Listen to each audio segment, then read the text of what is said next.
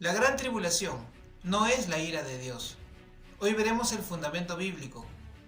Y también veremos el fundamento bíblico sobre la segunda venida de Cristo y por qué la iglesia pasará la gran tribulación.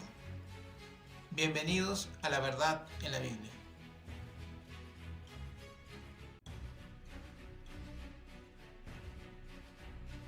Analicemos con las escrituras si la gran tribulación y la ira de Dios son eventos diferentes o es un solo evento. Abraham, cuando supo que el Señor iba a destruir la ciudad de Sodoma por la magnitud del pecado que ésta tenía, le preguntó al Señor lo siguiente: ¿destruirás también al justo con el impío? Y Abraham siguió diciendo al Señor: quizá haya 50 justos dentro de la ciudad. ¿Destruirás también y no perdonarás al lugar por amor a los 50 justos que estén dentro de él? Lejos de ti el hacer tal, que hagas morir al justo con el impío, y que sea el justo tratado como el impío. Nunca tal hagas. ¿El juez de toda la tierra no ha de hacer lo que es justo? Entonces respondió el Señor: si hallare en Sodoma 50 justos dentro de la ciudad, perdonaré a todo este lugar por amor a ellos. Dios estaba airado contra estas ciudades de Sodoma y Gomorra y las iba a destruir, mandando su juicio sobre ella. Abraham quería estar seguro y le preguntó al Señor: pero si hubiesen 45 justos. El Señor le respondió lo mismo: por amor a estos 45 perdonaría a toda esa ciudad. Abraham insistió: pero si hubiesen 40. Y la respuesta del Señor fue la misma. Y luego le dijo: ¿y si fuesen 30? ¿Y si fuesen 20? La respuesta del Señor seguía siendo la misma: por amor a esos 20 no destruiría la ciudad. Hasta que Abraham le dijo al Señor: no se enoje ahora mi Señor si hablare solamente una vez. Quizás se hallaran allí 10. Y el Señor le dijo: no la destruiré, respondió, por amor a los 10. Si tan solo hubiesen 10 justos, Dios no destruiría esa ciudad. Lot, el sobrino de Abraham, vivía en Sodoma. Y el Señor, antes de enviar su juicio y destruir la ciudad, sacó a Lot y a su familia. También vemos que cuando el Señor envió su juicio a la tierra en el diluvio, libró y salvó a Noé y a toda su familia, que eran justos. Dios es justo, no castigará al impío juntamente con el justo, no enviará su juicio a un lugar donde también haya justos. Entonces, ¿la gran tribulación es la ira de Dios? Si la gran tribulación es la ira de Dios, entonces el Señor sacará a todos los justos de la tierra antes de la gran tribulación. ¿Pero qué dice su palabra? ¿Habrá justos en la tierra cuando venga la gran tribulación? Veamos estas escrituras. Porque habrá entonces gran tribulación, cual no la ha habido desde el principio del mundo hasta ahora, ni la habrá. Y si aquellos días no fuesen acortados, nadie sería salvo.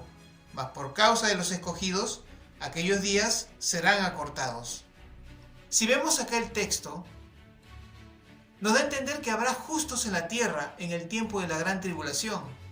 Y también que el Señor va a acortar esos días para que no todos mueran. Entonces vemos que la gran tribulación no puede ser un juicio de Dios. La gran tribulación no puede ser castigo y destrucción. También vemos que en la gran tribulación estará el gobierno del anticristo. Y la Escritura dice lo siguiente: y se le permitió hacer guerra contra los santos y vencerlos. También se le dio autoridad sobre toda tribu, pueblo, lengua y nación. En este texto vemos que habrá santos en la tierra. Algunos piensan que serán los judíos, pero no. Cuando habla de santos, habla de nosotros, de la iglesia. Pero la Escritura dice que ya no hay judío, no hay griego, no hay esclavo, no hay libre, no hay hombre ni mujer, todos somos uno en Cristo Jesús. Todo aquel que ha recibido a Cristo en su corazón, todo aquel que es nacido de nuevo, ya pertenece al pueblo de Dios. Somos nación santa, dice la Escritura. Antes no éramos pueblo, pero ahora lo somos. Entonces, cuando está hablando de santos, está hablando de los santos a toda la iglesia, tanto judíos, tanto gentiles. También vemos este texto en la Escritura. Y hablará palabras contra el Altísimo, y a los santos del Altísimo quebrantará, y pensará en cambiar los tiempos y la ley, y serán entregados en su mano hasta tiempo y tiempos y medio tiempo. O sea, 3 años y medio, en que el anticristo perseguirá a la iglesia y hará guerra contra los santos, contra la iglesia. Entonces habrá justos en la tierra en el tiempo de la gran tribulación. También vemos esto en la Escritura. Aquí está la paciencia de los santos, los que guardan los mandamientos de Dios y la fe de Jesús. Vemos que habrá cristianos fieles y obedientes en la gran tribulación. Entonces, la gran tribulación no puede ser castigo y juicio de Dios. La gran tribulación no puede ser el derramamiento de la ira de Dios. Porque con respecto a la ira de Dios, dice así la palabra: He aquí el día de Jehová viene terrible y de indignación y ardor de ira, para convertir la tierra en soledad y raer de ella a sus pecadores. La gran tribulación no es el día de la ira del Señor, el día de juicio y de destrucción. La gran tribulación es una prueba que viene a la tierra. Muchos han confundido el orden de estos acontecimientos. Conforme a las Escrituras vamos a ver cuál es el orden. Veamos el siguiente texto. Y habiendo dicho estas cosas, viéndolo ellos, fue alzado y le recibió una nube que le ocultó de sus ojos. Y estando ellos con los ojos puestos en el cielo, entre tanto que él se iba, he aquí que se pusieron junto a ellos 2 varones con vestiduras blancas, los cuales también les dijeron: Varones Galileos, ¿por qué estáis mirando al cielo? Este mismo Jesús que ha sido tomado de vosotros al cielo, así vendrá como le habéis visto ir al cielo. Cuando el Señor Jesús se elevó al cielo, dice la Escritura que se fue en las nubes. Y así como Él se fue, así también iba a venir. La Escritura también dice: He aquí que viene con las nubes, y todo ojo le verá, y los que le traspasaron y todos los linajes de la tierra harán lamentación por Él. Sí, amén. Y en la segunda venida será un evento público, o sea, un evento que todo el mundo lo va a ver, y va a ser en las nubes.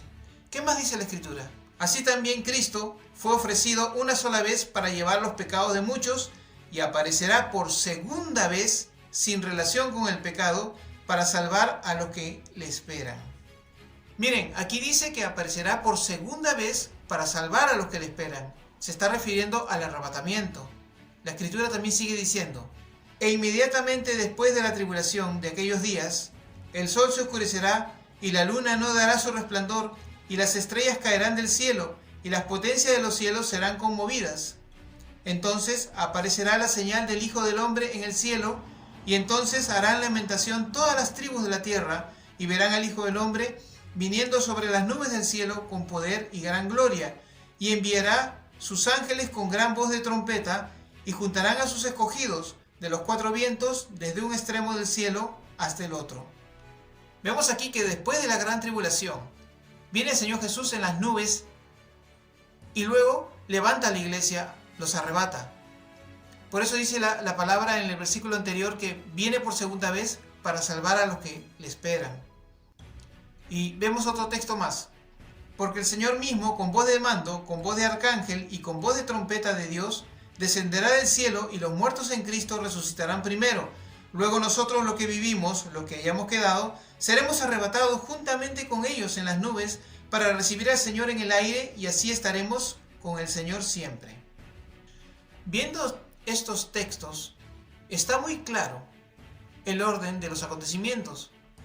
Primero es la gran tribulación.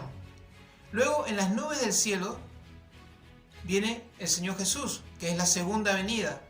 Luego arrebata a la iglesia. Después de esto es que viene la ira de Dios. Entonces estamos viendo que la gran tribulación no es la ira de Dios, sino que es un tiempo de prueba que viene a la tierra para probar a los moradores de la tierra. Pero en este tiempo de prueba el Señor va a guardar a los fieles, a los obedientes. La Escritura dice así: Por cuanto has guardado la palabra de mi paciencia, yo también te guardaré de la hora de la prueba que ha de venir sobre el mundo entero, para probar a los que moran sobre la tierra. Acá vemos un detalle. Analicemos la escritura. Pero en aquellos días, después de aquella tribulación, el sol se oscurecerá y la luna no dará su resplandor.